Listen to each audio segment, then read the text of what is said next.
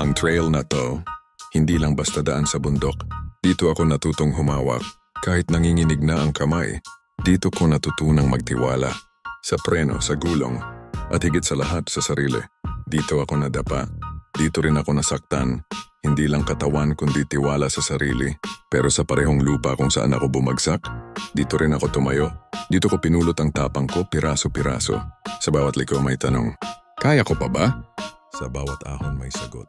Ang bawat pindot sa throttle, hindi lang para umusad, kundi para ipaglaban ang araw na to. Kasi dito ang rider, hindi lang lumalaban sa trail, lumalaban din sa takot, sa pagod, sa sarili.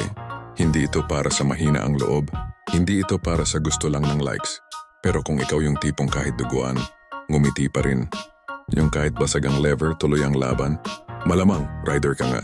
Ito ang buhay namin, putik pawis panganib. Pero sa dulo, kalayaang ikaw mismo ang sinagasaan, pero pinili mong bumangon at magpatuloy